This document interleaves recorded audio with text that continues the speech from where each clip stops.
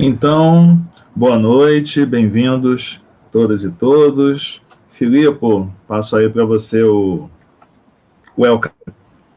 Não, gente, eu só estou, na verdade, passando para vocês. Quero agradecer pela presença. Obrigado, Céci. Sabia que eu já havia falado que estava doido para poder estar contigo e poder ouvir as suas palavras sobre o filme. Cleme, mais uma vez, pela curadoria linda e maravilhosa que você faz, por todos esses filmes que você selecionou, toda quarta-feira, às 19 horas. Sigam o canal do Estação e cliquem no sininho. Eu vou passar a palavra para vocês, para o curador poder apresentar melhor a nossa mediadora de hoje convidada. E lembrando, eu vou me ausentar, mas na verdade eu estou presente aqui no Extracampo. Qualquer questão técnica é só falar comigo, e se alguém cair, pode me avisar no WhatsApp que eu coloco de volta aqui. Mas eu vou deixando algumas das frases de destaque no chat para vocês poderem ler na telinha de vocês aqui. Um beijo, excelente debate. Já já o Del também está entrando aqui para poder conversar, o diretor do filme. Filipe, muito obrigado, Filipe. E primeiro também agradecer o convite, né, do Filipe, que já participa dessa iniciativa do Cineclube do Estação já há mais longo tempo, e agradecer a oportunidade de poder trazer todas essas produções produzidas por pessoas pretas do Nordeste e com outras propostas narrativas que, na verdade, não deveriam ser outras, né? Afinal, estamos num país que é diverso, num país que normalmente produções dessa qualidade, por questões mesmo de distribuição regional, não chegam às telas comerciais com a mesma frequência, com a mesma pegada, e é muito bom o que foi feito nos últimos anos de incentivo à descentralização, né, dos recursos de produção, o que viabiliza que, por exemplo, ter o prazer de contar aqui com o Del Cardoso, que acabou de entrar aí, né, que eu conheci ainda no Festival de São Paulo, foi o quê? 2010, 2012, quando ele estava com Pode Me Chamar de Nadir, que, aliás, é um filme muito importante na história do Cineclube Atlântico Negro, que é a atividade que eu comando já há 12 anos. Foi um dos primeiros, acho que foi a primeira produção com uma pegada infanto-juvenil que eu exibi dentro do Cineclube. E agradecer muito a você ter aceito o convite, e agradecer também a Ceci de ter topado estar conosco, com o horário dela todo tomado nas quartas-feiras, mas conseguiu abrir uma brechinha para poder fazer essa dobradinha. Também era a minha proposta, assim, ter sempre na mediação mulheres pretas nordestinas, como a minha família, minha mãe. Eu costumo dizer que eu sou um baiano engarrafado no Rio, né? E é muito feliz poder estar fazendo esse ciclo que nós chamamos carinhosamente de Eu Avisei. E não necessariamente estamos avisando algo com questões políticas, mas com questão mesmo de abrir, né? Abrir espaço para trazer filmes bacanas, filmes que têm dito por aí ao que vieram.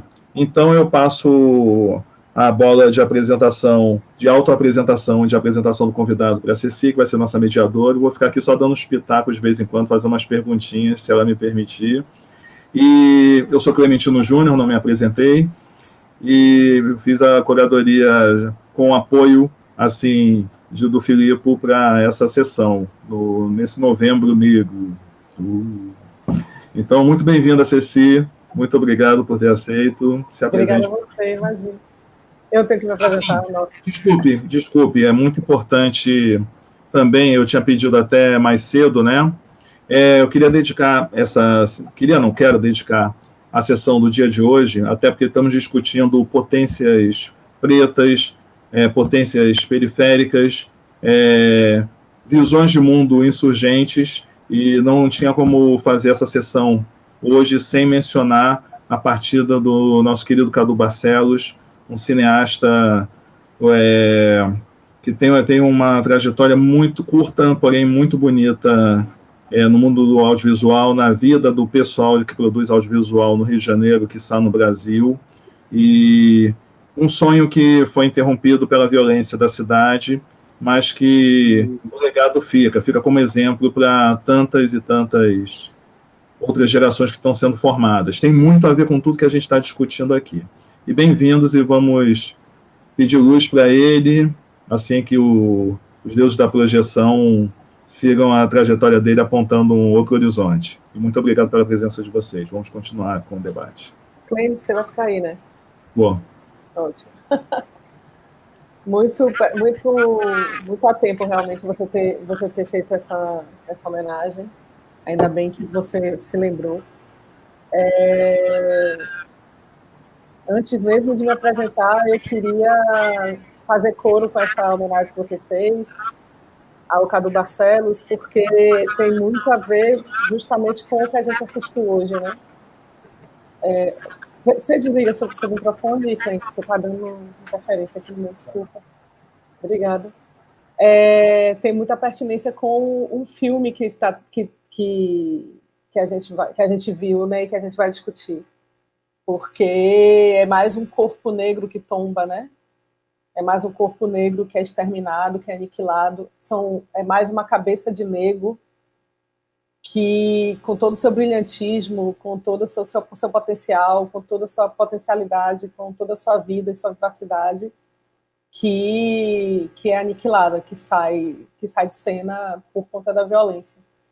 Então, eu acho que tem toda a interlocução com o filme que a gente acabou de ver, e axé para ele onde quer que ele esteja, que o Orum receba ele e dê para ele tudo que foi negado a ele aqui nessa terra tão árida, tão desértica. Tem que me apresentar, né? Filipe, bota todo mundo na tela, mano. Ficar aqui sozinha na tela. Aê! Obrigada. Queria me apresentar. Bom, tem que me apresentar, então vamos nessa. Eu vou falar bem brevemente, porque eu acho que nós todos aqui estamos querendo muito ouvir o Del, assim, com esse filme tão potente, tão rico, tão soco no estômago, tão subversor, assim. Corações. Bom, meu nome é Ceci Alves, eu sou cineasta, jornalista, realizadora, produtora, roteirista daqui de Salvador. Estudei cinema na Escola de Cinema de Cuba e fiz um master em direção na França, em Toulouse, e desenvolvo atividades cinematográficas e audiovisuais desde sempre, desde que eu me entendo por gente. Sou contadora de história, na verdade. Gosto de me designar assim. Eu acho muito cabotino ficar se apresentando. Então, eu vou passar a palavra para a Del, mas antes eu quero fazer uma introduçãozinha. Del Cardoso. E foi, rapaz? Tá sem som, você só tá ligado, né? Você tá falando, tá na mímica só. Foi mal, eu tava procurando aqui um livro que me inspirou tudo, mas tá tudo bem. Assim, não, se quiser se levantar para procurar, eu vou ainda fazer a introdução. Não, tranquilo. Deixa eu ver se eu acho que você fala. Tá, vai lá. Mais tire para você ouvir, olha. Isso. Tá me ouvindo? Tô. Beleza. Eu, geralmente, Del, eu sempre costumo fazer minhas mediações, né, minhas introduções, tipo, fazer elas bonitinhas, escritas, para poder chegar aqui, ler e tal, e ser uma coisa, né, digamos, racional, né? Mas seu filme não deu margem a isso para mim. Eu quis vir para cá na emoção que ele traz, realmente. Ele não deu margem. Eu assisti uma vez, fiquei muito mexida, e principalmente hoje, com essa morte tão brutal que é, né, do Cadu, fiquei muito mexida. assisti de novo, o sentimento continuou, exatamente, cadê o Barcelos presente? O sentimento continuou, e aí eu disse, vou aproveitar esse sentimento para introduzir o Del dessa forma. É muito legal você dizer que você vai trazer um livro que te inspirou, porque eu acho que a primeira provocação mesmo que a gente tem que fazer aqui para você se introduzir, né, se apresentar e começar a falar do filme, é que inspiração foi essa que fez com que você apresentasse um filme que é um filme panfletário, que é um filme, né, de pauta, mas que é um filme tão emocional ao mesmo tempo. Ele é político, ele é panfletário, mas ele é clássico, ele é emocional, ele causa um patos cognitivo, ele subverte a ordem da sua cabeça, ele é muito impactante, realmente. Então, eu queria que você começasse se apresentando, por favor, e começasse falando da inspiração para que Cabeça de Negro viesse à vida, assim. E aí a gente continua conversando sobre suas influências, sobre, enfim, essa condução normal de um cineclube, mas eu queria primeiro ouvir isso de você, assim. Acho que me interessa não só a mim, mas a todo mundo que está aqui, que teve a sorte de estar aqui para te ouvir. Bom, vocês me escutam bem? Certinho? Primeiro eu quero agradecer o Filipe, agradecer o Valentino, você, Ceci, agradecer todo mundo que está aqui para a gente trocar uma ideia. Eu nasci Emerson de Oliveira Cardoso, eu nasci nos Estados Unidos, filho de pais cearenses, vim para o Brasil com 3 anos de idade, não me considero nem um pouco estadunidense, nem um pouco. Não tenho ninguém de sangue lá.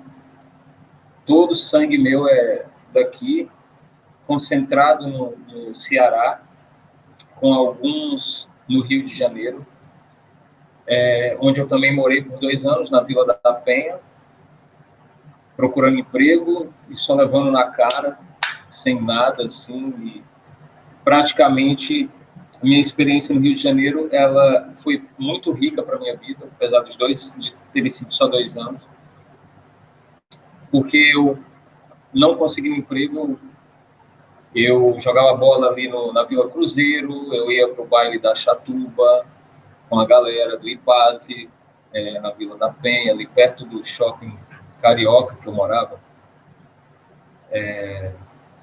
Então, assim, vim para o Brasil pequeno ainda, e olha só, experiências de vida no Acre, numa primeira, assim, até os 5, 6 anos de idade. Tenho muitas lembranças dos trabalhos do meu pai no Acre, com Chico Mendes, com Marina Silva, não lembro, nunca vi essas pessoas, mas eram nomes que meu pai conversava, com um trabalho diário, né? Ele é biólogo e agrônomo, trabalha com a questão agrária.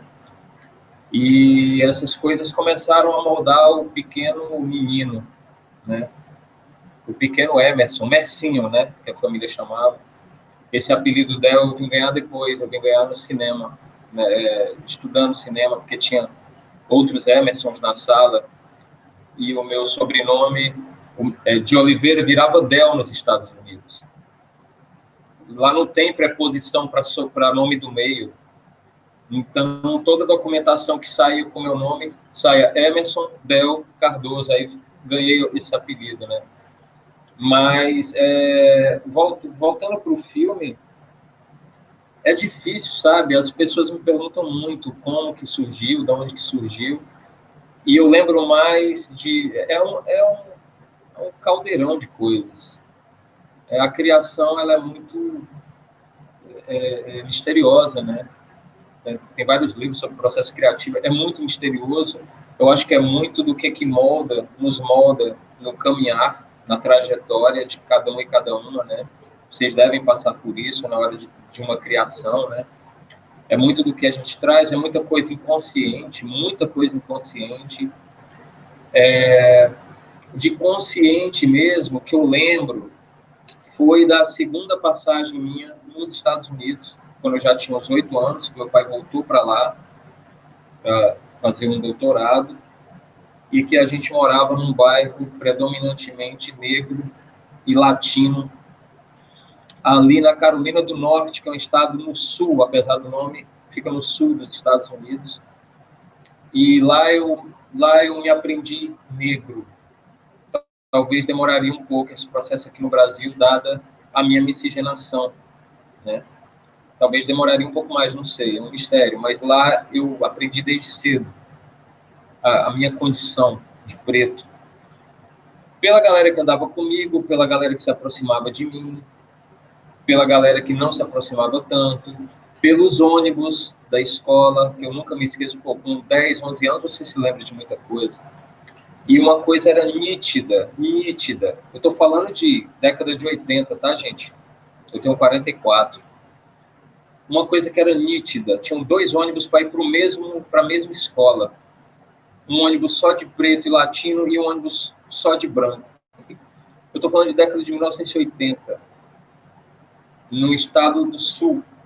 Ou seja, já não tinha segregação legal. Era o hábito ainda. Não sei como está lá hoje. Claro que deve ter mudado completamente, ou não sei. Mas o hábito que ficou. Então, essa coisa do ônibus, que eu, desavisado, né, entrava no início, quando a gente voltou para lá, que eu comecei a estudar, no início eu entrava em qualquer ônibus que vinha primeiro. O que viesse primeiro eu entrava. Ninguém tem a malícia, a maldade, né? A gente é ingênuo, que é a cidade.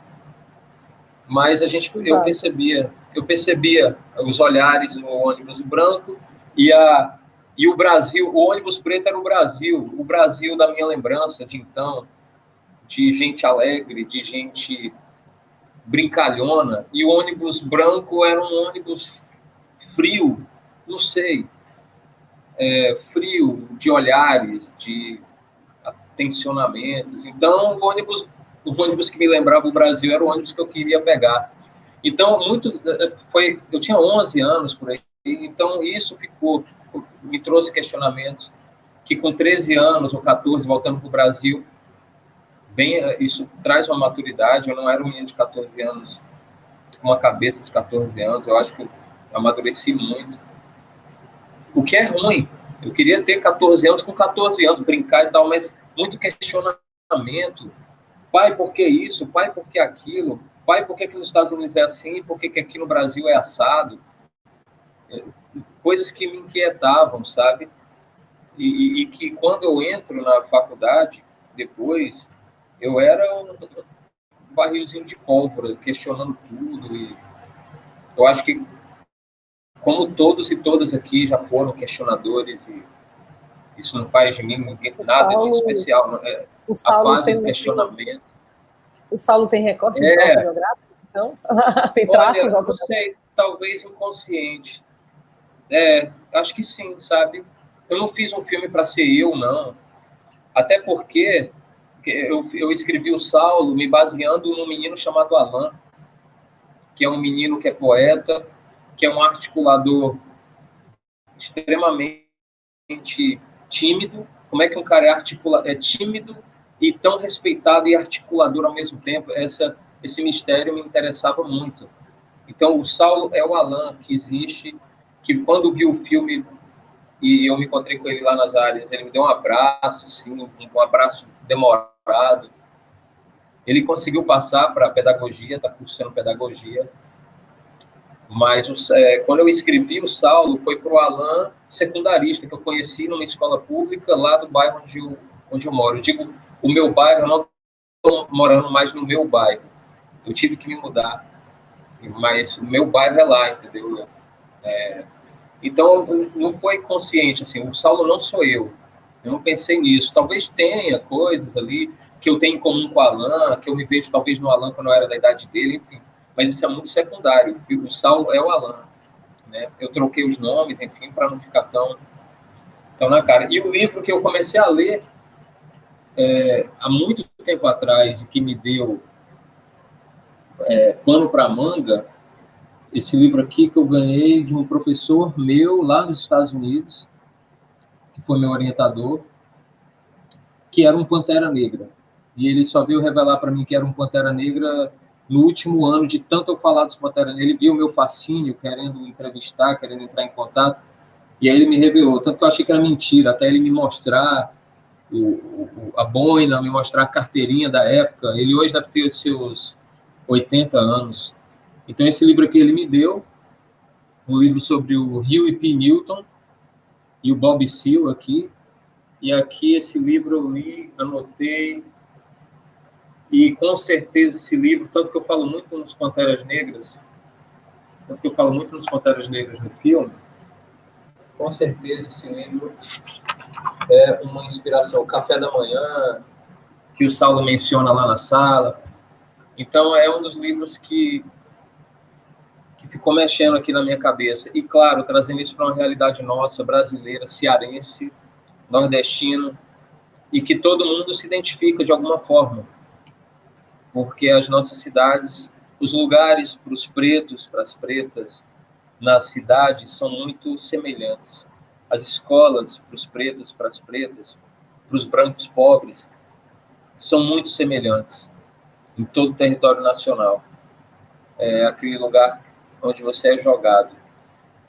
E aí, Ceci e Clementino, a opção, né? Eu tenho lido algumas críticas sobre Cabeça de Negro. Eu adoro críticas, tanto as boas quanto as não tão boas, mas que eu aprendo muito. Eu também adoro crítica. Eu aprendo muito. Também. Acho muito necessário. Porque a gente vê coisas que a gente não tinha visto. Exatamente. Né? Às vezes coisas graves. Às vezes não. Às vezes a crítica é tipo um toque. Ó, cara, tu vacilou aqui, tu vacilou ali, né? E algumas das críticas que eu li dão conta das mesmas palavras. Matheus está escrevendo. Matheus é o índio no filme. É o índio. Ele está sentado ali do lado do Saulo. Ele é um dos articuladores lá da... Matheus. Parabéns. Matheus é um grande artista, cara, daqui do Ceará. É um talento incrível. Ele interpreta um dos personagens do romance Iracema no teatro daqui. Eu não me lembro quem é o Moacir, enfim, depois ele fala. Mas a questão, o que eu estava falando antes do Matheus entrar, que eu me empolguei? Você estava falando da... peraí. Ai, meu Deus. Clêncio, me ajude, que a véia tá caduca. Não, eu acho que eu estava... O índio bagunçou tudo. O índio bagunçou tudo, Virar que eu vi. Tá falando da crítica, você tá falando da crítica. Isso. Então, uma das críticas que eu tenho escutado, lido de forma recorrente, é que o filme é panfletário mesmo e que ele, às vezes, é muito didático. Mas, sabe, isso daí eu não chego a considerar um erro. Tem outros erros no filme que eu vejo, putz, cara, era para ter feito diferente. Mas isso não tinha como ser diferente, porque o ambiente é um ambiente pedagógico. O ambiente é um ambiente de descoberta, de despertar. O despertar é pedagógico e é panfletário. Eles têm uma demanda muito clara do que eles querem.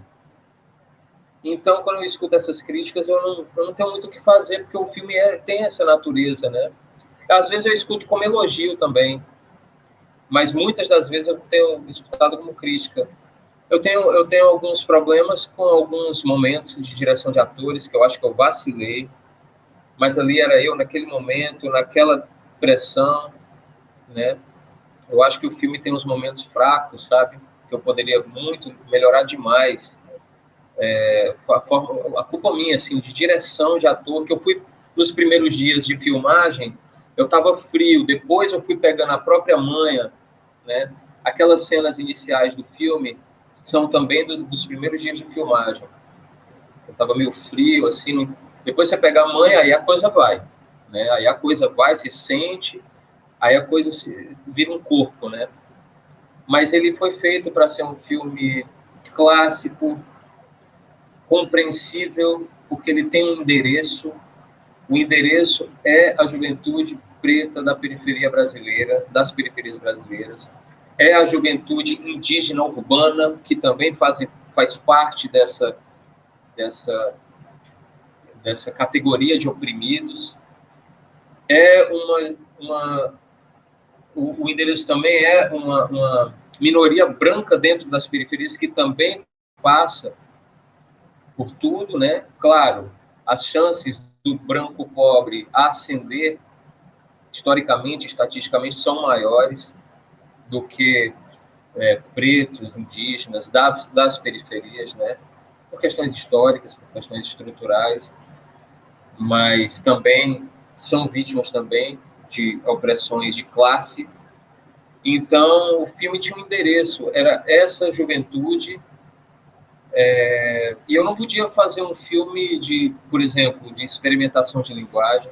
Eu não acharia justo ter sido tão ousado esteticamente, porque o filme foi financiado com dinheiro público e é para o público que ele deve voltar. Enquanto proposta estética, política, se há experimentações, elas existem, mas elas são bem pontuais. Eu acho que vocês viram alguns momentos, né? Algumas experimentações de elipses, de movimentos de câmera, mas nada que nos tire do propósito principal do filme, que é uma chamada. O filme é um convite. O filme é aquele escravizado que lá na plantação chegava e falava assim: ei, galera, bora fazer alguma coisa, porque não dá mais não. Não dá mais não. Tá complicado. Ou a gente faz alguma coisa ou a gente padece. O filme quer ser esse mensageiro, o Exu, né? Ele quer ser esse mensageiro. Eu não sou do candomblé, mas eu tenho muito respeito, conheço algumas coisas. Fui introduzido ao candomblé quando eu morava no Rio de Janeiro, inclusive. Até então, eu era um menino católico da teologia da libertação, mas com muito preconceito, tinha medo, até conhecer muitas pessoas especiais no Rio de Janeiro que, na minha adolescência, me fizeram despertar para o candomblé. Mas eu tenho o máximo respeito. Então, acho que o filme é esse Exu, esse mensageiro que chega para plantar uma semente de uma inquietação e quer que as pessoas reajam, porque não dá mais. Eu queria pegar esse gancho que você colocou, eu queria pontuar algumas coisas que você falou que ficaram muito girando na minha cabeça, já que você falou de Exu, ficou uma gira aqui na minha cabeça, que você falou, tem alguns pontos da sua fala que me fizeram entender alguma dessas voltas que o seu filme deu na minha cabeça. Assim. Por exemplo, ele é clássico, está claro, e eu acho que isso é um ganho. Eu acho que ele ser panfletário também é um ganho. Não vejo ele didático, mas dentro dessa perspectiva do didatismo que você falou, eu também acho um ganho. Porque ele tem uma ousadia que é falar de temas de juventude, que todo mundo fala que aqui no Brasil o tema de juventude não é tratado, que não tem né, não existe um debruçamento do cinema para a juventude. Aí você traz um filme que é voltado para a juventude, que tem um tema juvenil, assim, tem um universo juvenil, mas não é necessariamente, né, só voltado para a juventude, né? Como você falou, esse seu filme é um mensageiro. Mas, enfim, ele tem essa aura, mas ele coloca essa temática da juventude, essa problemática da juventude, como exatamente isso que você disse, essa ponta de lança, esse fervor, essa energia da juventude, né? Essa vontade de mudar que tem a juventude, você coloca como ponta de lança para discutir aqueles assuntos, os assuntos que você quis colocar em pauta. Né? Então, eu acho que o panfleto ele vem muito dessa energia. E aí eu não acho, as pessoas que te criticaram dizendo que isso é ruim, eu não acho ruim, eu acho, ao contrário, um ganho que você deu no seu filme quando você fez isso. E eu também, quando você falou, é como se ele fosse um escravizado que chega ali e diz, galera, vamos, todos nós somos capoeiras, vamos subverter aqui o jogo, porque a gente consegue. Quando você diz isso, eu consigo também, uma das voltas se fecharam assim na minha cabeça, porque é clássico, mas eu consegui ver arquétipos dessa questão aí da escravidão, dessa questão da discussão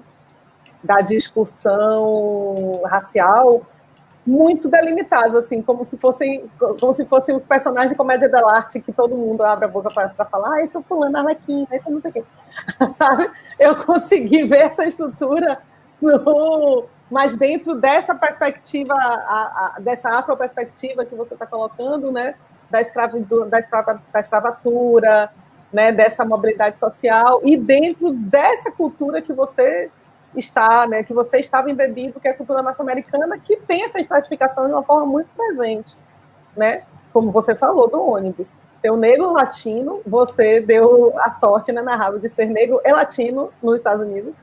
Então, teve o negro, o latino, o branco, o white trash, que é o branco pobre que você falou,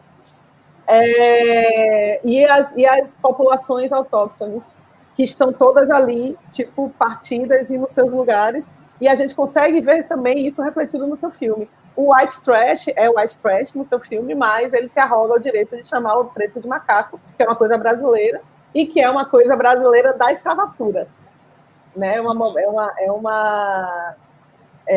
uma estratificação social da escravatura. Né? Tipo, eu sou branco, não importa se eu sou pobre, eu sempre vou ter mais privilégio do que você, como você disse. Eu vou ascender, é mais óbvio que eu acenda do que você.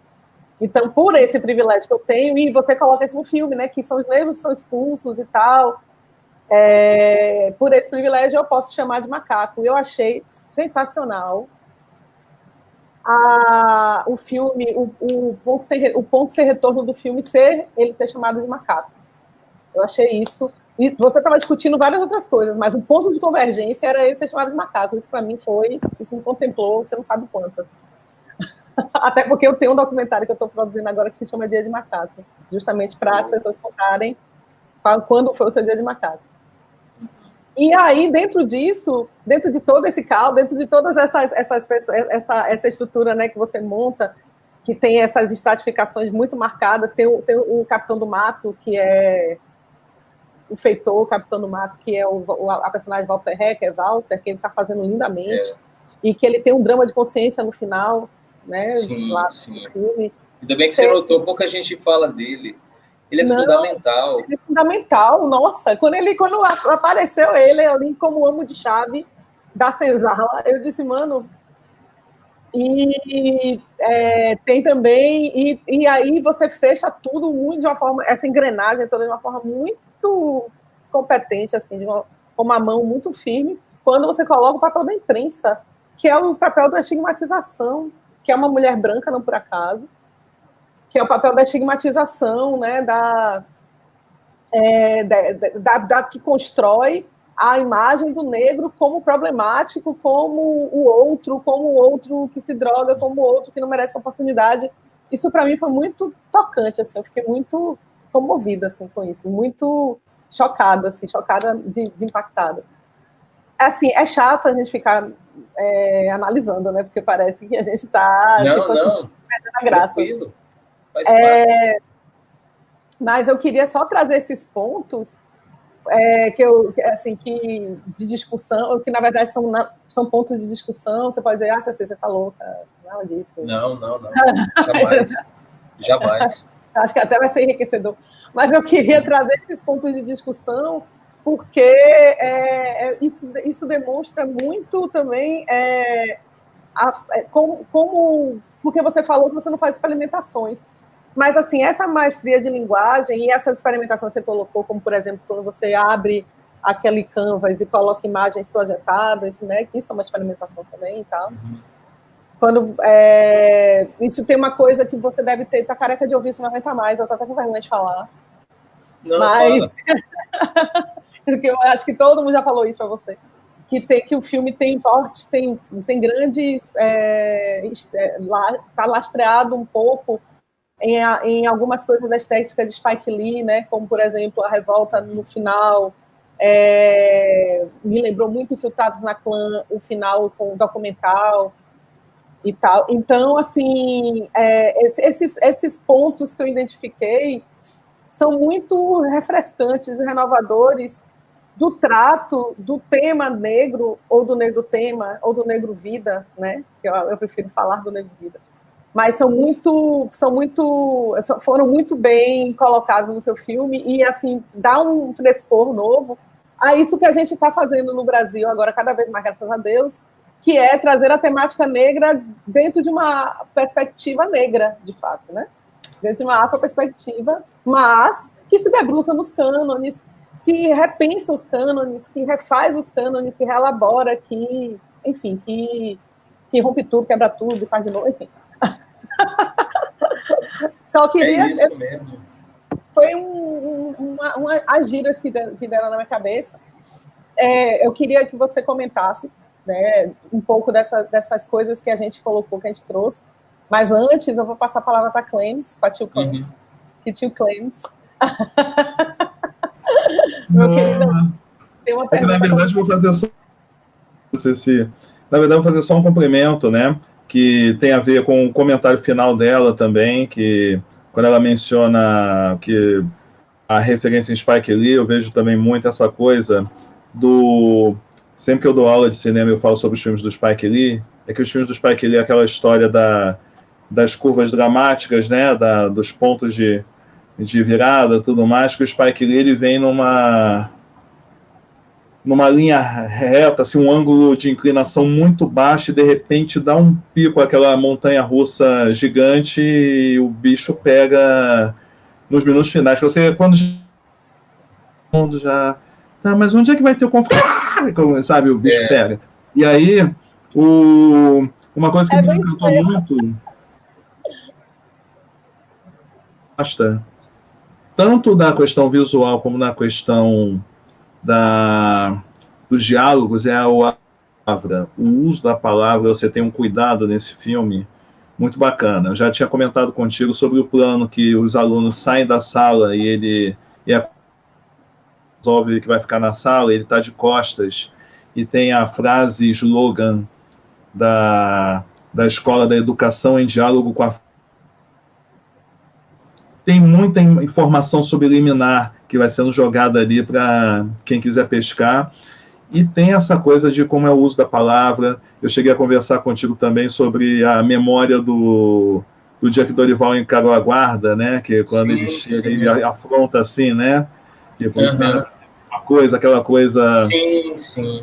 Sabe, tem essa potência toda no uso das referências e no uso das palavras. E tem, só para complementar um comentário da Ceci, aí eu passo para ti, que não é só um capitão do mato, você mostra também uma diversidade dos corpos negros no jogo, porque há uma expectativa, primeiro de certos pensadores, né, que a gente é educado pelos mais velhos, sempre dizendo que a gente não pode errar, que a gente não pode, porque já somos estigmatizados e tudo, né, ao longo da vida é sempre assim, e ter coragem de mostrar que podemos cair para o bem, para o meio do caminho, para o vulgo mal, né? Porque a questão de bem ou mal, se a gente for puxar então para o candomblé, então o debate se amplia, porque isso é um conceito totalmente, né, do mundo cristão. Né? Quero aprender muito.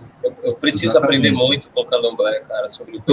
São pontos de vista. Então, quando você chega e traz aquele mobilizador social que está na reunião com o pessoal do governo, ele é o único que é o preto de bermuda que senta com os caras para fazer a mediação, é ele que vai...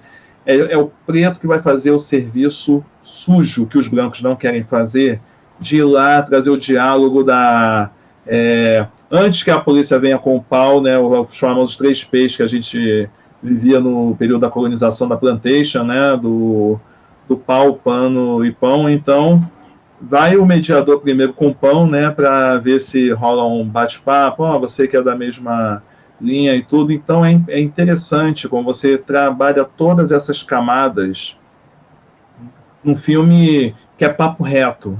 Você consegue dar camadas para todas as leituras possíveis, para quem está antenado no debate, para quem está ainda engatinhando.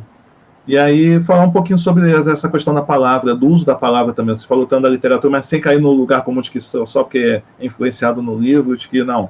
Mas o cuidado com a palavra no filme. Não, isso daí foi consciente, Cleide. Isso aí foi bem... Essa questão das camadas do nosso povo tinha que estar nesse caldeirão aí, porque a gente vê isso toda hora. E nós também somos passíveis de erro, né? Nunca nada está totalmente tão construído. De repente, a gente está fazendo um trabalho ou aceita uma proposta e lá no decorrer a gente viu que aquela proposta foi completamente errada que a gente tomou e a gente, de repente, faz um papel que aquele cara ali fez naquele momento do filme. Nunca passei por isso, mas sei de pessoas boas que já caíram, sabe? Sei de pessoas boas que já caíram e se conscientizaram que caíram e ainda estão lá por questões confortáveis também.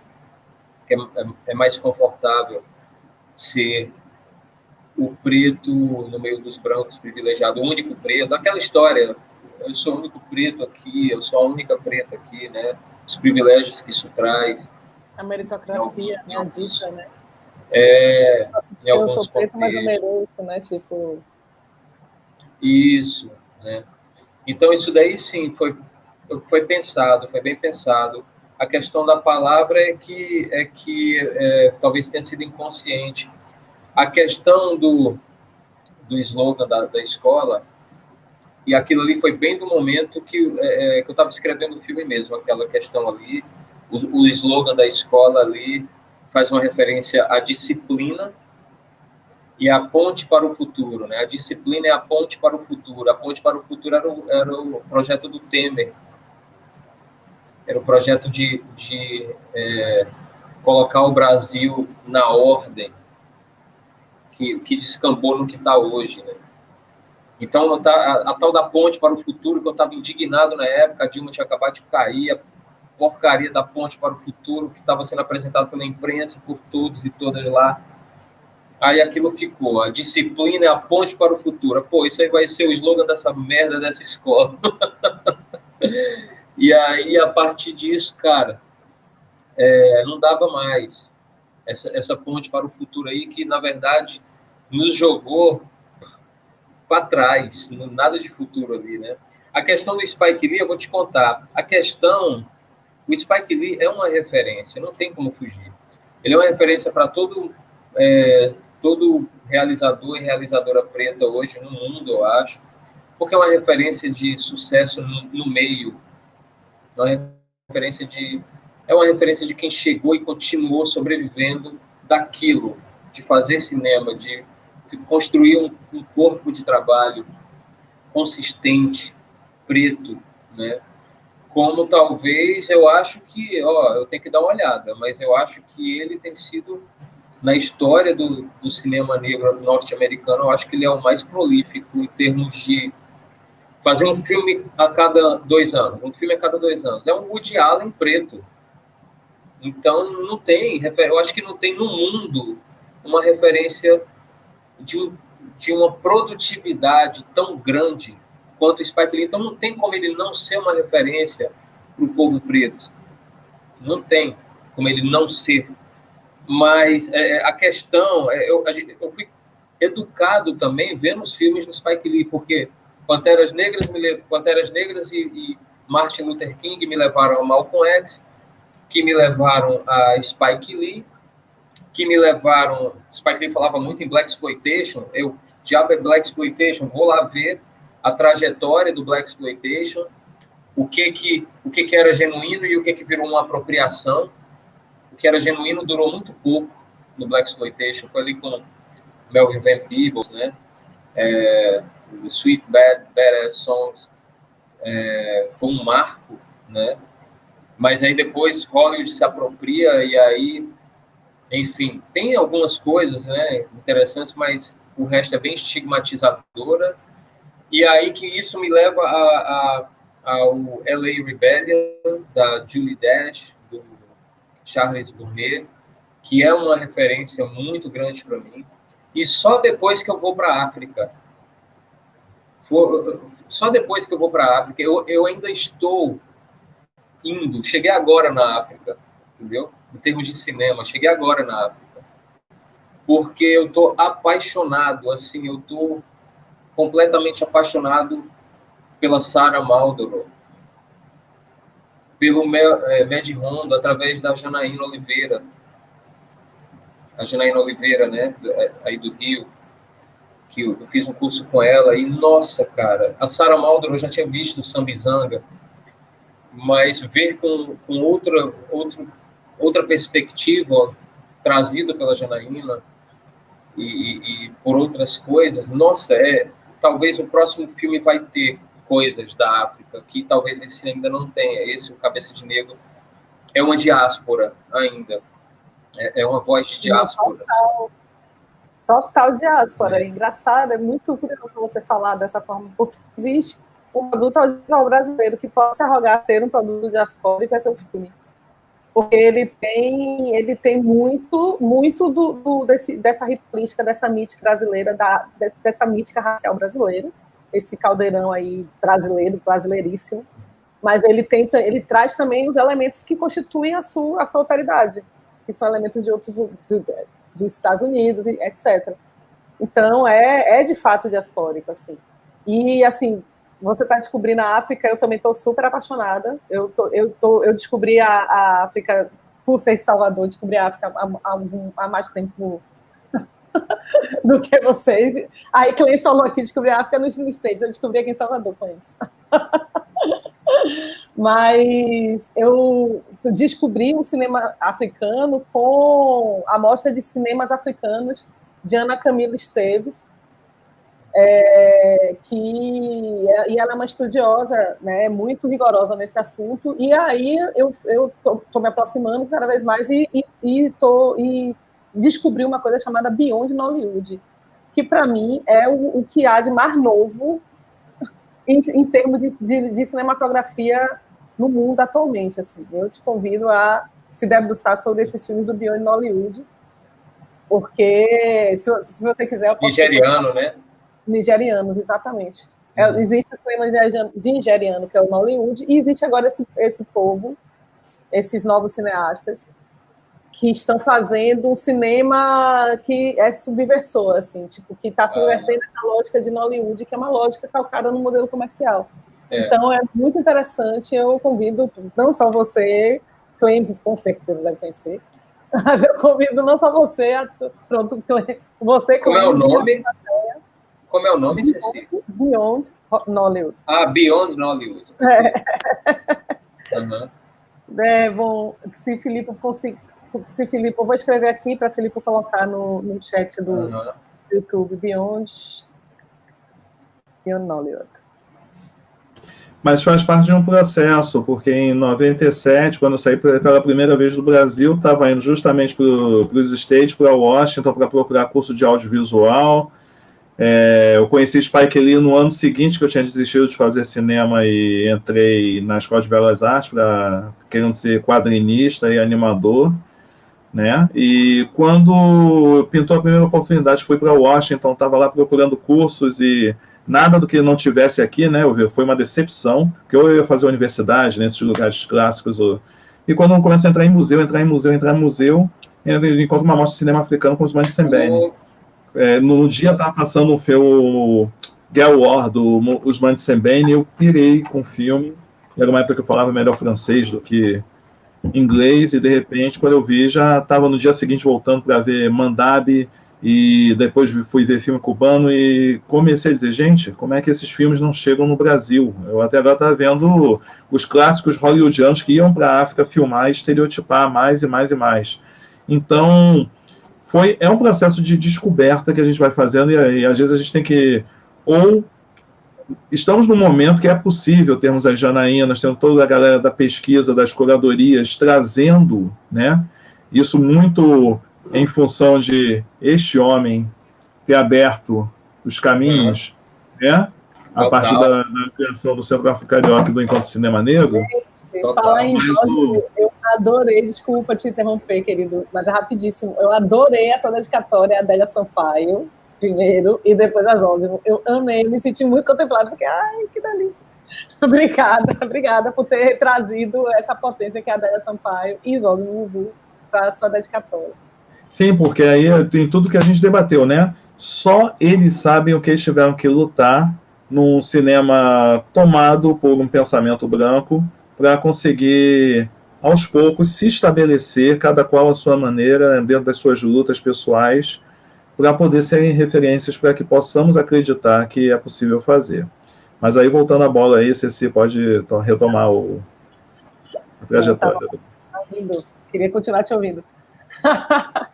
Mas, enfim, vamos voltar ao filme. Filipe, eu não sei se tem perguntas da plateia já.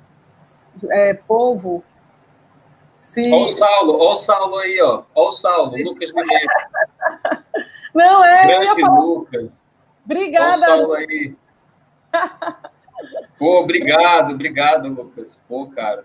Obrigada por ter trazido esse novo assunto, que eu ia justamente falar isso. Você disse, não, que eu não estava com a mão, não sei o quê, direção de atores. Eu não vi nenhum problema de direção de atores, nenhum problema. É por causa do mérito deles e delas. Nenhum. São muito bons. Assim, mas eu queria que você, assim, enquanto a gente espera perguntas da plateia, eu queria que você falasse um pouco de como foi que... Como você chegou no mundo que vivemos, tem sinceridade em relação a essas questões, concordo. Mas como foi que você chegou àquela situação, né? Aquela situação que a escola está, assim, né? Porque você falou que você não estudou aqui, mas, enfim, você já sabia, já tinha conhecimentos e tal. Mas qual foi a pesquisa que você fez? Como foi que você conseguiu construir um universo escolar brasileiro da periferia, de uma escola feita para negros, para a população pobre, de uma forma tão precisa como foi a escola que você, aquele universo escolar que você constituiu, inclusive preciso do ponto de vista do material humano, né? O material humano também está muito bem colocado aí. Eu vou ligar. Perguntando aqui, só para complementar, Eduarda, o processo de gravação dentro de uma escola. É isso que eu ia falar. Eu vou ligar a sua pergunta com a dela, porque tem a ver. Olha, é muito louco isso. A minha vida, assim, às vezes, ela é muito díspar, em alguns sentidos. Por exemplo, eu nasci numa família privilegiada, economicamente falando. Não por ser rica, mas por ser uma família de um servidor público. Mas era a única, tipo, da família paterna e materna, que são de periferia. O meu pai conseguiu uma faculdade, conseguiu depois um concurso para a Embrapa, e nós éramos uma ilha. Os primos, tios, tias, periferia total. Então, assim, o convívio, o bairro querido, é periferia. Não tem como fugir. Então, assim, era uma das coisas que na minha adolescência eu ficava, pô, meus primos, meus amigos, eu tenho uma condição melhor do que eles. E me sentia muito fora d'água com a galera da faculdade, muito fora d'água com a galera da faculdade. Era outra realidade, tipo, que não dava para me concordar com muita coisa, com um jeito meio blasé de levar a vida, sabe? Enquanto a coisa pegava perto, né? E aí a questão da escola, além de ter essa... Nunca estudei em escola assim, Mas o que acontece? Essa dicotomia que tanto me inquietava e foi me inquietando e me inquieta até hoje, ela fez com que eu trouxesse da minha bagagem acadêmica, artística, essa necessidade, esse compromisso de um Pantera Negra para com uma comunidade. Então, eu dou aula até hoje, oficinas, basicamente na periferia. As escolas que eu visito, os lugares que eu vou, Eu não sou o cara que fica na sala dos professores, eu fico com a galera. É o popularzão e tal. Não é isso. Sabe o que é? Eu acho que vale uma reflexão para mim, para todos nós que estamos numa certa bolha acadêmica, de classe, né? Ou enfim. A gente precisa chegar. A gente precisa chegar. A gente precisa estar do lado do nosso povo. A gente vai ficar puto com muita coisa, mas a gente precisa estar lá. Por que eu digo isso? Porque tem muita coisa, muitas das pautas nossas, progressistas, de esquerda, que a galera não sabe, não debate no dia a dia, não conversa, não... E quem é que está conversando com essas pessoas? Quem é que está lá? A comunidade evangélica. Quem é que está lá do lado quando a galera precisa? Os pastores. Algumas ONGs, poucas ONGs, na verdade, né? Já houveram mais em outros tempos. Os centros de cultura, que eram muito bom.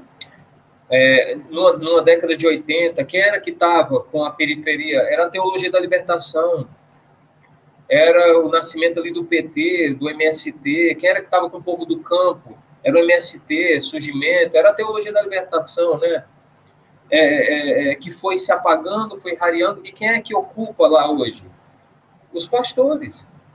Alguns muito bons pastores e uma grande maioria de pastores muito interesseiros, muito, né, políticos, travestidos de pastores, né?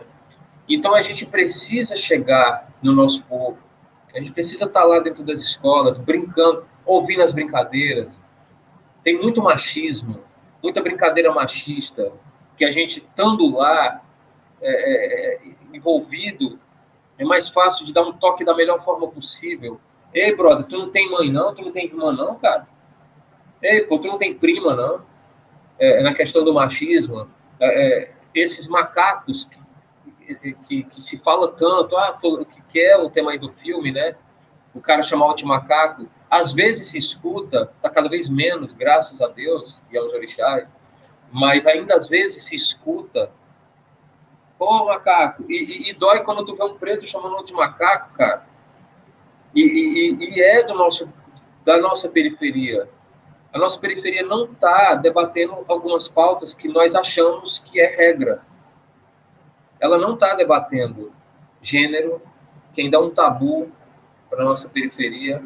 Ela não está debatendo classe. Ela não se sente oprimida quando ela consegue um iPhone. Ela não se sente oprimida, né? A gente precisa estar nesses lugares. Então, estar nesses lugares me fez criar a escola. A escola que você e a Eduarda perguntaram. E respondendo a Eduardo, filmar no ambiente da escola é reviver, né, as coisas que a gente viveu como estudante, enquanto educador, né, agora que a gente vê de uma outra perspectiva.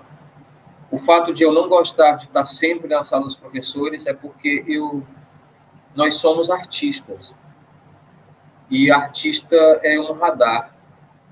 E o pior lugar para um radar estar é nos centros de decisões. O radar tem que estar, se o artista quer estar comprometido com causas populares, ele tem que estar lá, no meio da coisa. Então, assim, quando eu percebo, às vezes é inconsciente, você está ali conversando com intelectuais e tal, que é gostoso, é muito gostoso discutir livros que a gente leu, filmes, níveis de discussões, é muito gostoso. Quando você vê que você está só nisso, aí epa, peraí. Ei, cara, eu preciso voltar um pouco, né? Eu preciso voltar a escutar essas coisas que machucam, mas também escutar as potencialidades, escutar as coisas que inspiram, porque nesse lugar é um caldeirão, é um lugar de trocas, de fluxos, de coisas que agradam e desagradam. É um território totalmente heterogêneo de opiniões, de debates.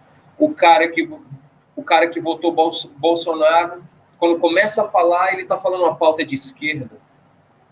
Então você não entende o que levou um cara que está abraçado por causas populares a votar no Bolsonaro. Por isso que eu acho errado falar, pô, todo eleitor do Bolsonaro é fascista. Não é. Alguns são muito conscientes, votaram muito conscientes nesse cara, nesse velho. Mas o grosso do nosso povo foi levado por uma narrativa que não é nossa, cara. Que não é nossa. Totalmente. Não, totalmente. Tem tem algumas coisas aqui no chat, mas antes, isso de estar, né? Aonde a evolução está, é muito importante, porque senão você se encastela, né? Senão o artista se encastela, fica falando para os convertidos, ou perde a potência, né? Perde a força, né? Só tem a forma. E aí eu quero pegar um comentário aqui do chat que fala um pouco desse debate, né? André Moncaio, ele fala: a maioria dos filmes sobre juventude que temos no Brasil ou são extremamente preconceituosos e fascistas, ou falam da juventude burguesa, que muito bem colocado, André, eu ia fazer essa provocação quando a gente começou a falar antes, né, quando a gente estava falando do didatismo, da construção do universo e tal. E é exatamente isso. Fala-se muito de que está precisando filmes de juventude, e quando fazem filme de juventude, fazem sempre filme da perspectiva da classe média, né? Classe média, classe alta.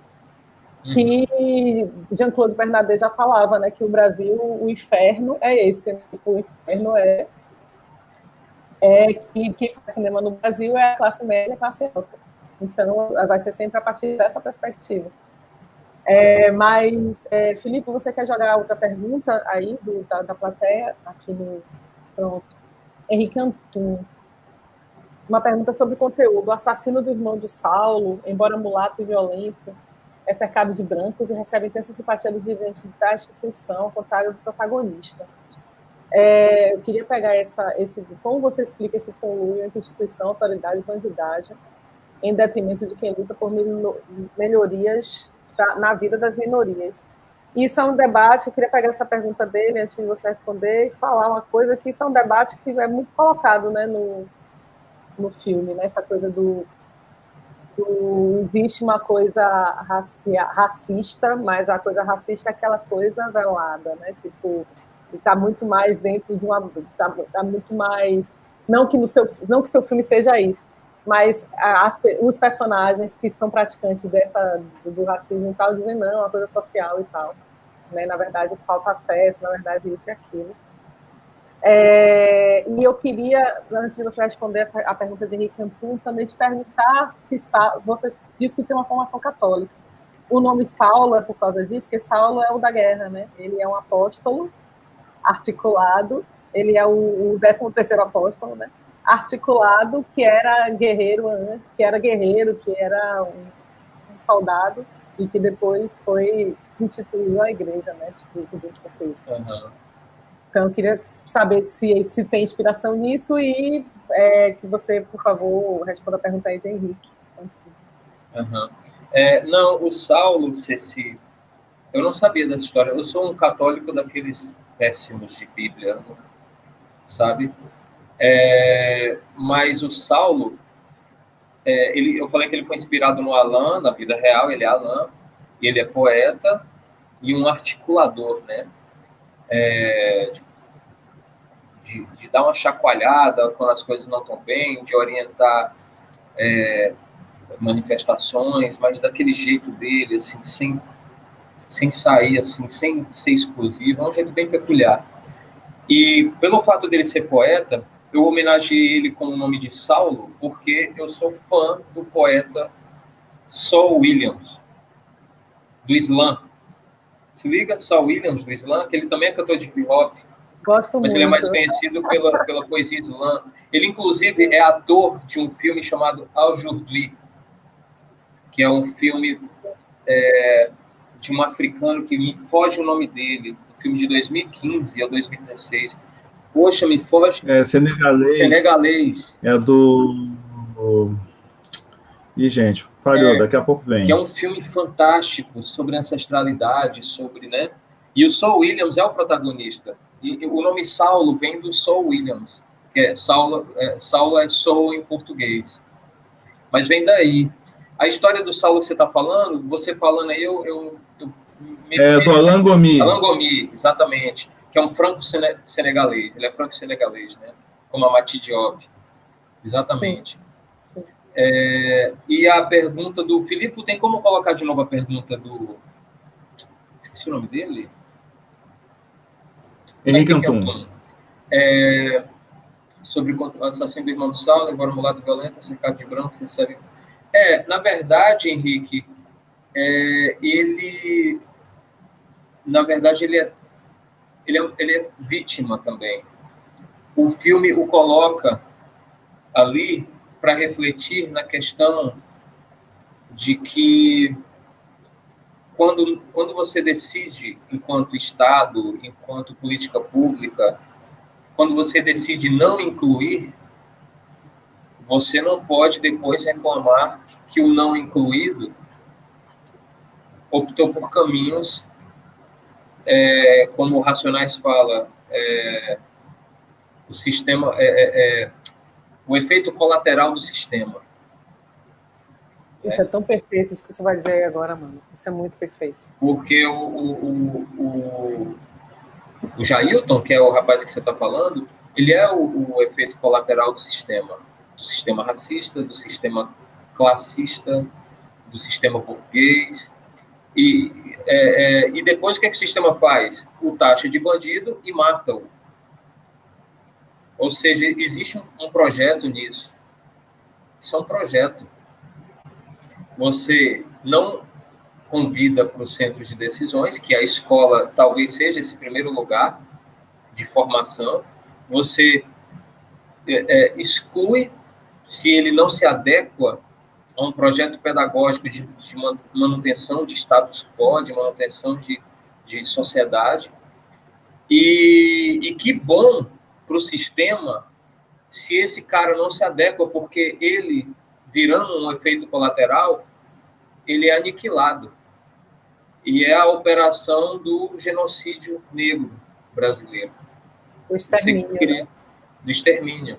Você cria massas de jovens que não se sentem incluídos, o taxam de bandidos, de marginais, de vagabundos, colocam os programas policiais para jogar esse mantra na população, para a população não perceber que ela, o filho daquele que está julgando, também está, às vezes, escoando para lá, e você extermina. Isso é uma política pública também. Então, infelizmente, é isso. E o Jailton, ele está ali não só para chamar atenção para esse ponto, mas o Jailton, ele é também inspirado em pessoas que eu conheço. Em pessoas que eu conheço, que estão bem próximas de mim, bem próximas, assim, no sentido de passar todo dia. E aí, brother, não sei o quê, de não poder andar juntos, não posso andar juntos, infelizmente. E toque a gente dá às vezes, mas cada um trilha um caminho. Quem sou eu para julgar, sabe por quê? Porque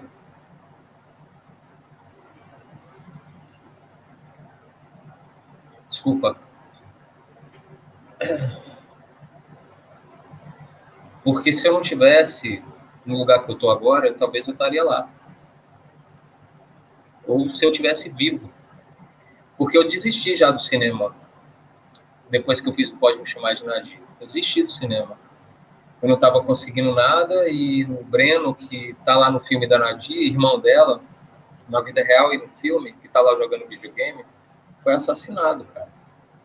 Entrou para essa vida e foi morto pela polícia. Foi metralhado. E nesse dia eu desisti do cinema, cara. Me senti culpado pra caramba e me senti muito culpado e o Cabeça de Negro às vezes é uma resposta, sabe? É isso daí. Eu acho uma beleza. Eu fiquei muito tocada e comovida. Acho que a parte que eu mais fiquei comovida no filme é justamente essa parte que o Saulo coloca o 11º item e você faz toda uma construção, uma escalada dramática para a gente ficar querendo... Eu quase... No da primeira vez que eu assisti, eu quase fiz assim, para poder saber logo o que era o 11º item, para depois voltar para continuar assistindo em calma, em paz. Assim. Porque a escalada dramática é muito precisa, é muito bem feita. Que aí, quando a gente sabe o que é o 13º item, é muito comovente. Tipo assim, a gente vê que o Saulo entendeu tudo. Ele entendeu tudo da engrenagem. Sabe? Mesmo ele achando que o cara é culpado da morte do irmão dele, ele quer reincluir o cara.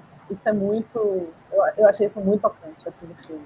O Huey Newton, que é um dos líderes dos Panteras, ele tem um livro chamado Suicídio Revolucionário. Sim. E ele tem outro que é Morrer pelo Outro. Sim, eu fiquei muito pensando sobre isso. Que é meio cristão, mas as resistências negras dos Estados Unidos têm base cristã também, né? Sim, às vezes direto, consciente, e às vezes inconscientemente. Os grandes líderes têm alguma relação com algum tipo de religiosidade. E essa coisa do morrer pelo outro, né? Eu fiquei pensando demais nisso, justamente quando tem o fim também, que o fim é aberto, né? Eu quero pensar que ele não morreu. Mas o fim é muito... E o fim tem, enfim... eu sou muito... Eu tenho umas associações muito doidas. E o fim do seu filme me lembrou... É como se fosse um spin-off de Ônibus 174. Que o Sandro morre no Camburão, né? Mas, enfim, quando ele se darem... Quando o Saulo se entrega em Holocausto, né? É muito... Eu pensei muito em Jailton, assim. Muito. Eu ia falar uma outra coisa. E quando eu filmei aquela última cena, aquele plano, o final do filme era outro. O final do filme era outro.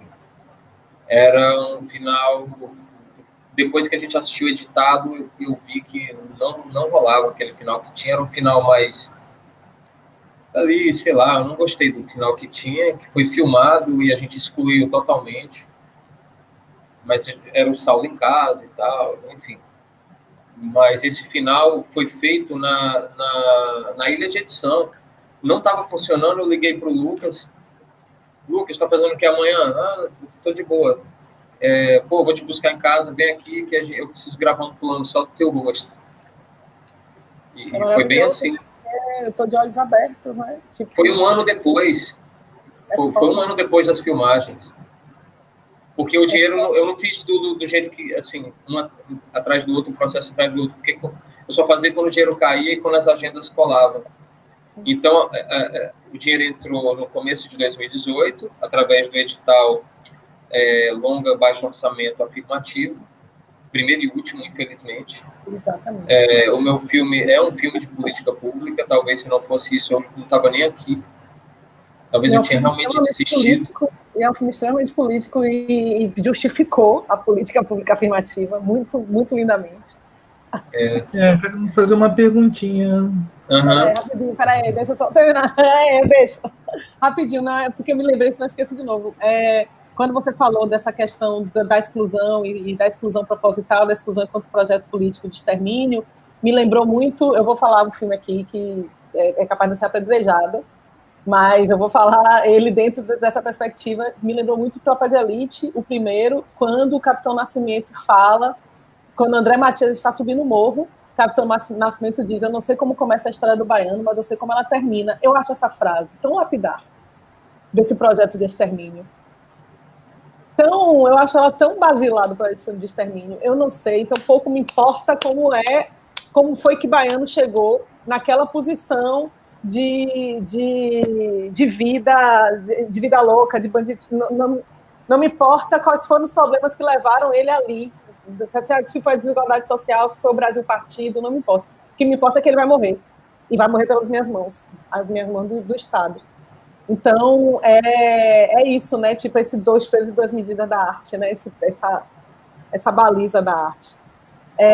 Vou passar para Clens e depois, Filipe, aí você joga a pergunta que a gente tinha combinado. Pode, por favor, Clens. Desculpa, Clens. Pode falar. Não, o Filipe já pode deixar até engatilhado as perguntas do professor Henrique Atum, porque a minha pergunta inicial tem um pouco, acho que vai dar gancho para as perguntas que ele já colocou no chat. Porque você mencionou agora a troca do final do filme, né? Que você não ficou satisfeito com a edição. Como é que num filme tão cirúrgico, quanto material você abriu mão, assim? Porque todo filme tem aquele material, as famosas cenas deletadas, né? Você teve muitas cenas deletadas para poder fechar essa narrativa? E aí acho que talvez dê gancho para as perguntas que estão aí embaixo sobre a estética do filme. Deixa aí, viu, Filipe, que eu vou ler a pergunta do Henrique.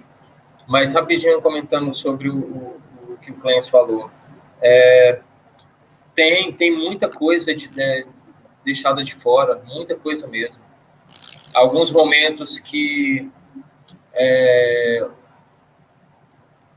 tem um discurso político, assim, que a professora vem com um discurso todo formatado, que eu achei que, cara, não, esse filme não é para dar aula desse jeito aí, não. Não é um filme para dar aula, é um filme de ação coletiva e tal. E aí a gente tirou muita coisa da Jéssica.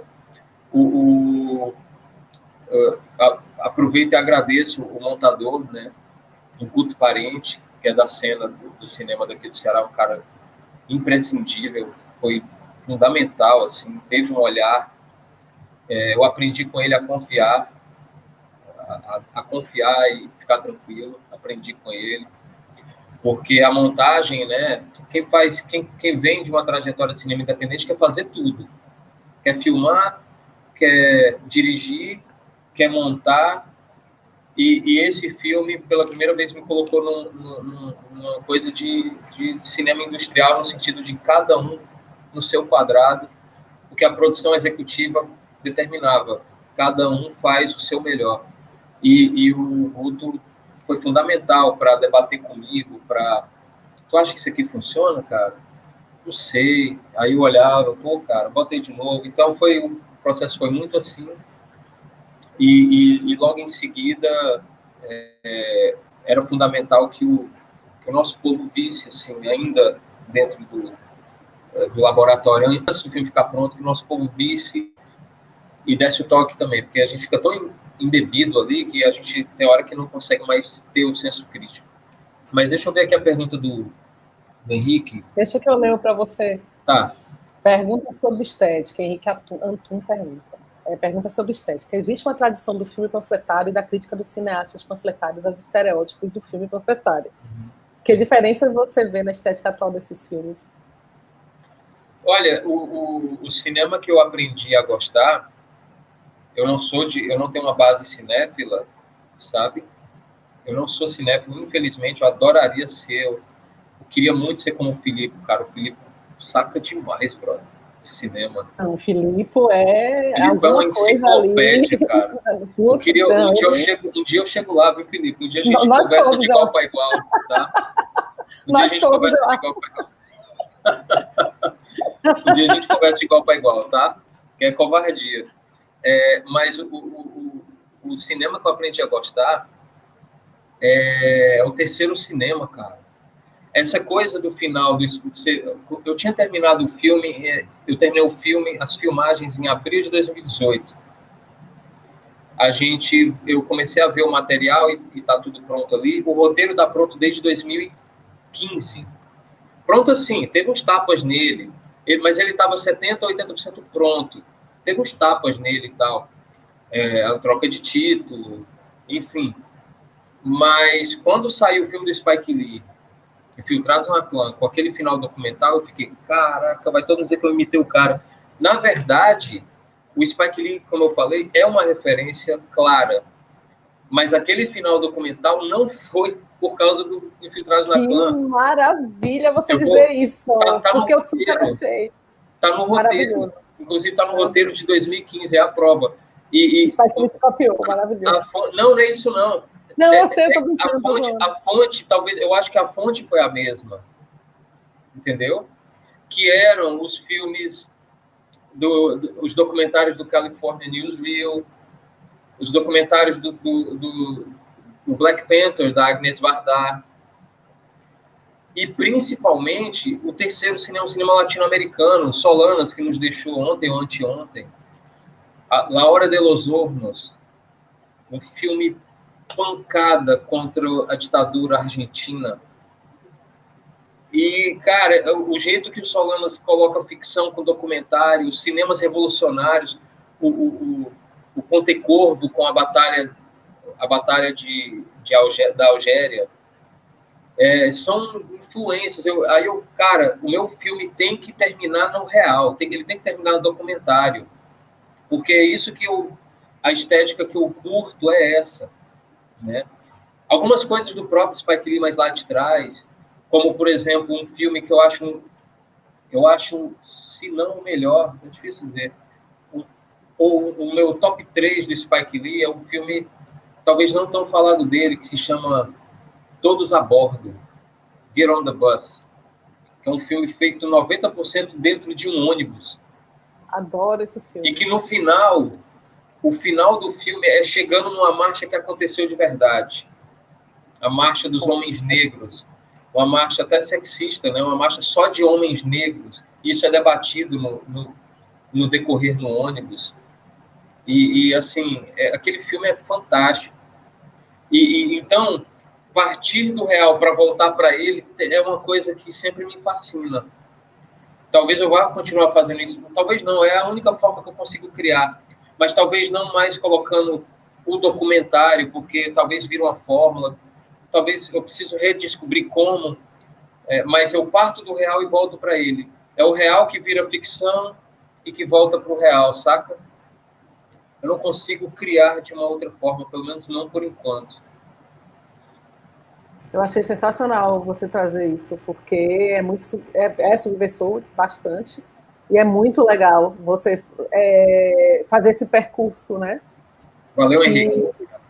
E fazer esse percurso que existe um fluxo, existe um lençol freático que deságua nessas cinematografias, né? Na Spike Lee, na sua, enfim. É muito legal você colocar isso. O próprio Zózimo. Exato. Filipe, cadê? Tinha uma outra pergunta de uma estudante, de uma senhora, isso, uma senhorita Darlene. Filme panfletário. Darlene, não sei se você está querendo, eu não entendi, se você puder. Ela fez um comentário em cima da pergunta do Henrique Anton. Tá. Isso aqui dizem que o filme brasileiro, que o filme acaba quando acaba o capital. Qual a dificuldade de financiamento de um cineasta afro-brasileiro para fazer um filme ativista panfletário? Aí. Massa, mas eu queria dar a de Anitta, mas vamos para Henrique Anton ainda com essa pergunta. Henrique, dizem que o filme acaba quando acaba o capital. Sim. Olha, Henrique, é muito difícil, cara. Olha, eu tenho 44 anos. Foi agora que o Cabeça de Negro saiu. Eu estou fazendo cinema desde do ano de 2002. Olha o tanto que demora quando você não tem família no meio, cara.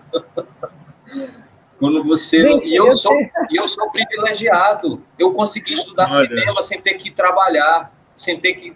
Desde cedo. Eu não estou entregando iFood, cara. Eu não estou entregando iFood. Meu povo, nosso povo está entregando iFood, querendo estudar, querendo fazer outras coisas, mas não pode. Está sendo Uber, cara. Tem uma amiga minha... Não, eu quase virei Uber no mês passado. Daí tu tira. Eu tô péssimo financeiramente, cara. Mas eu dou aula de cinema numa faculdade privada daqui de Salvador e meus alunos, quase a totalidade deles fazem Uber.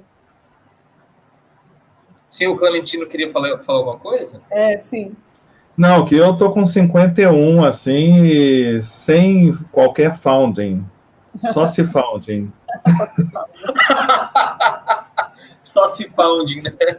Pô, cara, foda. Se não fosse a política pública de um ideal de país que havia, mesmo com todas as suas contradições, mas que havia um ideal de país, de de um ideal para a população que não consegue chegar, eu não estaria aqui falando nada, porque eu estaria ainda nos meus curtas de tirar dinheiro do bolso com os colegas. Infelizmente. E quantos Dels e quantas Adélias Sampaios, quantas Cecis, quantas estão aí loucas por uma oportunidade de provar que consegue fazer um trabalho digno.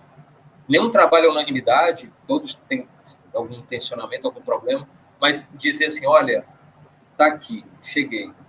Quantos estão aí loucos e loucas por essa oportunidade?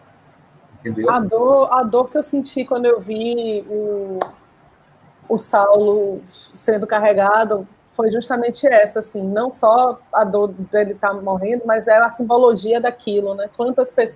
Quantos de nós, por não ter acesso, por não ter voz, por não ter vez, por ser aniquilado, por ser silenciado, por ser calado, por estar se founding, quantos de nós, quantas coisas maravilhosas, lindas, ricas e fantásticas, e que nos ajudariam a pensar essa identidade, esse conceito de nação brasileira, não poderia estar aqui palpitando em público e diante dos nossos olhos, né? Se houvesse políticas públicas que propiciassem, né, como você está dizendo, essa vinda à tona, né? E aí você falou... Diga. Sim, desculpa. Não, eu pensei que você tinha concluído. Pode concluir. Não, e aí você falou, era só uma piadinha, você falou de não ter, né, de não ter uma família.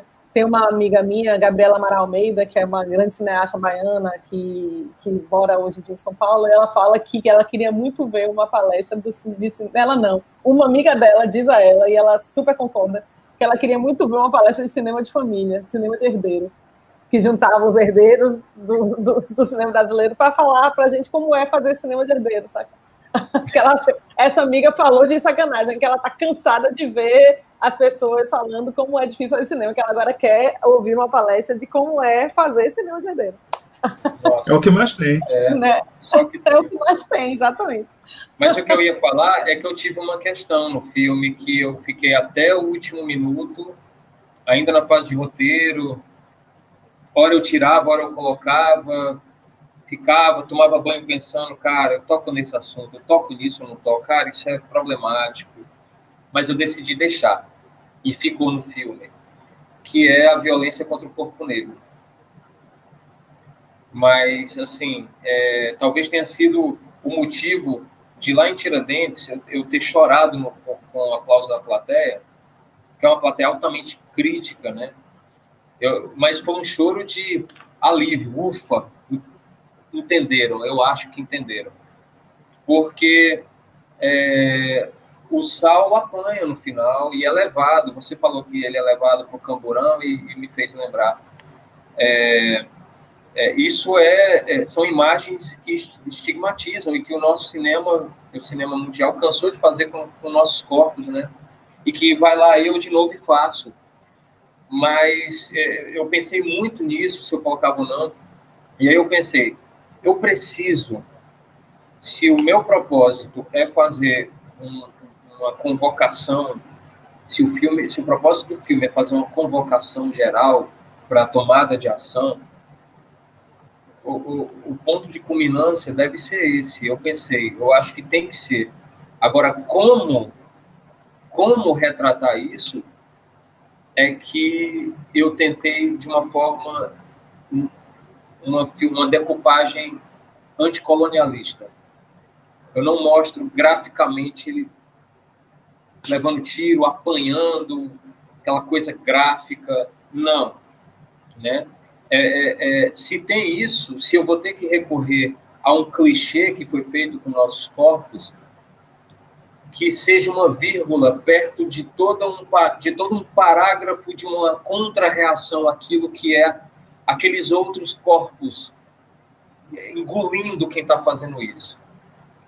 Se vai haver violência contra um corpo negro, que venha imediatamente milhares de corpos para impedir que isso se perpetue. Então, foi esse o caminho que eu optei. a arte é um risco, foi um risco que eu tomei, até mesmo do nosso povo, né? Para o nosso povo chegar aqui e dizer, pô, cara, tu replicou, reproduziu um clichê que o nosso povo já vem sofrendo no cinema ao longo de sempre. Mas não, eu precisei para convocar e para mostrar essa contra-reação, né? Então, só essa colocação que eu precisava falar. Que massa isso, porque eu super senti isso. Eu super fiquei, inclusive fiquei muito agradecida quando tem a cena que vem a massa para defender, e vem a mina pula e defende. E eu senti muito essa alegoria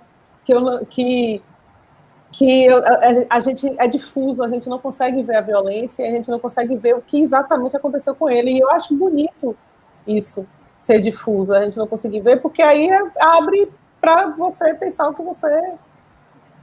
que você quiser elaborar. Inclusive, para mim, foi muito menos, para mim vai ser, eu vou assumir essa versão, muito menos chocante se ele não tiver morrido, saca? Quando eu coloquei ele lá, foi não morto. Isso. Quando ele abre os olhos, para mim, tem várias simbologias dele abrir os olhos, mas é isso, tipo, continuo aqui, como se diz em Cuba, né? Que me mantengo. Pois esse plano final aí foi também uma homenagem à história do cinema. Esse plano aí é ele vivo mesmo, sabe? Agora, assim, claro, o público faz o que quer, né? E isso é ótimo. Mas esse plano aí foi o chamado, o plano do chamado. E aí, ele olha para a gente como aquele cowboy do Edwin Porter em 1903, que chocou o cinema quando olha para o público e aponta uma arma e dá um tiro. Só que lá, naquele contexto... Muito bom! E aqui ele olha o público, mas nos contextos de, e aí, tu vai ficar de que lado? E aí, qual é a tua? Tu vem ou tu não vem? Assim, a metáfora é essa, assim, mas, claro, a arte é muito maior do que a intenção do artista, né? Total, isso que é bonito. Clems? Então, já estamos chegando no nosso horário, infelizmente, né? Dá vontade de continuar aqui no nosso botequim, né? E pegando o gancho, né, da fala do Del, é aquilo, né, que na academia tem essa discussão toda da insurgência a partir da contravisualidade, né? E eu acho que você foi certeiro, né, nas escolhas, né? Porque não tem como escapar da violência contra os nossos corpos, mas tem como você não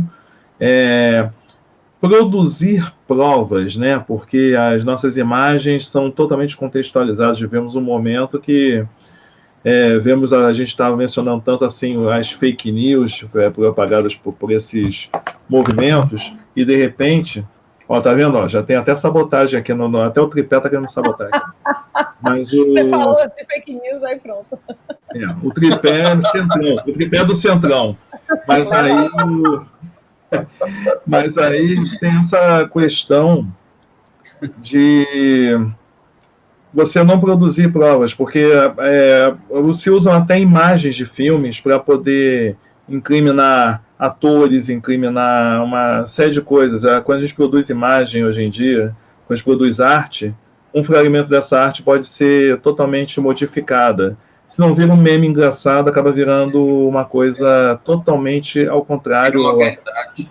Ficção tratada como documentário. Então, saber passar a mensagem numa narrativa sem estar, digamos assim, apenas criando um material que possa ser customizado, né, para outro propósito, além da coragem, tem que ter muita maestria, e você conseguiu alcançar com esse filme, assim, até hoje. Assino embaixo todos os comentários que você fez sobre a proposta do filme alcançar o seu público-alvo, né? Público-alvo é uma coisa meio feia, que às vezes parece que a gente está subestimando a inteligência do público, mas não, é realmente falar com a linguagem desse público. Se é que existe uma linguagem padronizada, mas eles estão na escola, eles vivem um ambiente escolar, eles conseguem identificar.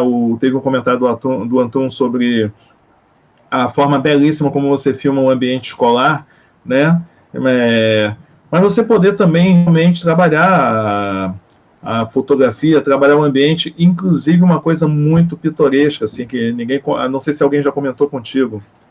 É que nem você ir ao centro da cidade num dia de final de semana, fora de qualquer centro da cidade, qualquer capital, e conseguir enxergar a beleza da arquitetura do local, conseguir enxergar aquelas coisas que você não tem tempo de ver no corre-corre do dia a dia. Como é estar numa escola fechada e entender com a beleza, de repente, da luz como bate no corredor, uma coisa dessa, que é cinema. Então, você conseguir criar utilizar isso a seu favor na estética numa situação de conflito, numa situação de tensão, né?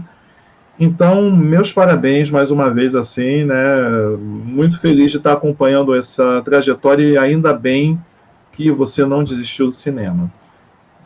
Vamos viver muitas coisas tensas na nossa caminhada, mas faz parte, a vida é tensa e vamos criando novas narrativas, assim. Meus parabéns e muito obrigado por ter compartilhado todos esses saberes conosco. Eu que agradeço. Ainda bem que você não desistiu. Acho que Clêncio colocou de uma forma muito linda a palavra realmente que a gente deve usar para você, para seu filme, é maestria. É uma obra maestra, realmente.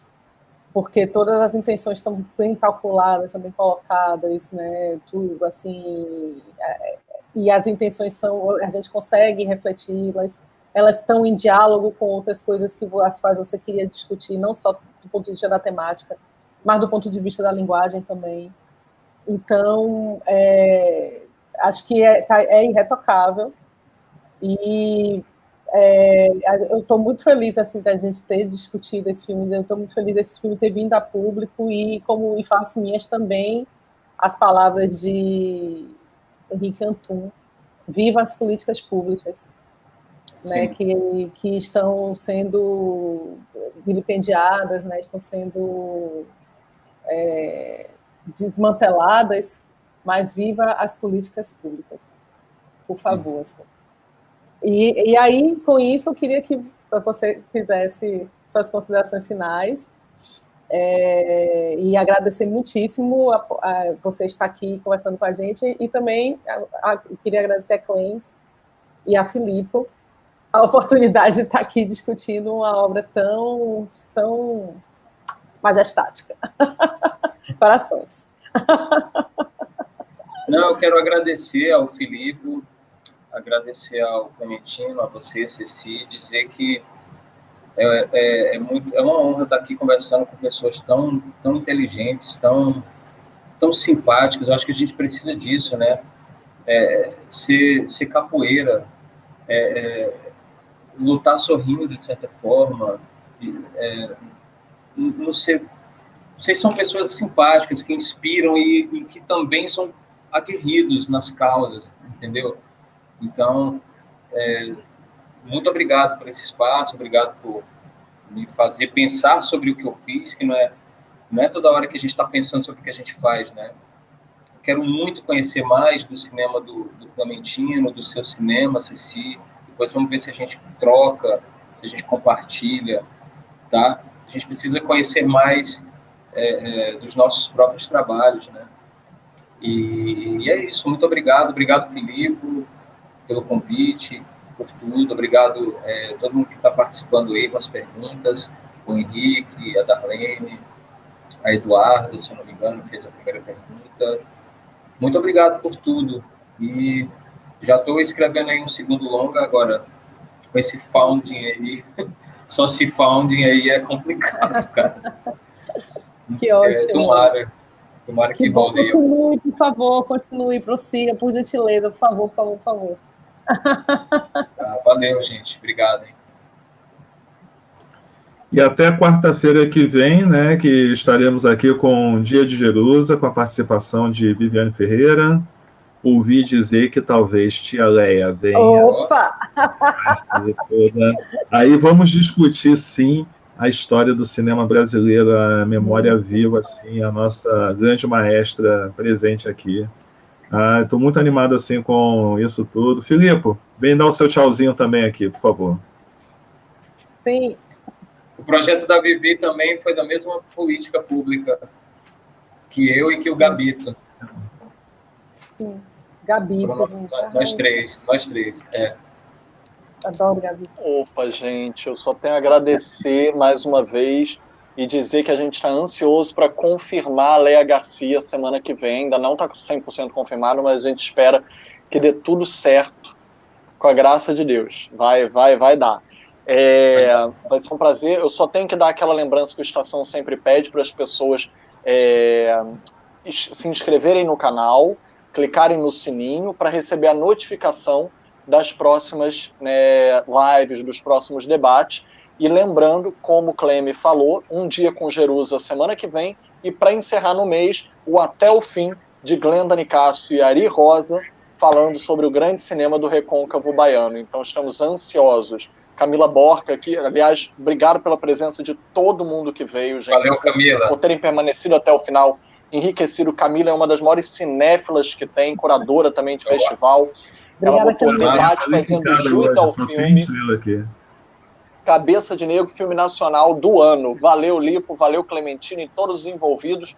E que a gente consiga fazer com que ele lance presencialmente em grande circuito, que estamos todos ansiosos. Isso vai acontecer. O Estação, inclusive, quer muito exibir na tela grande, porque esse filme, a gente estava presente em Tiradentes e a gente sabe o quanto teve aquela recepção impacto, do tipo, né, apoteótica.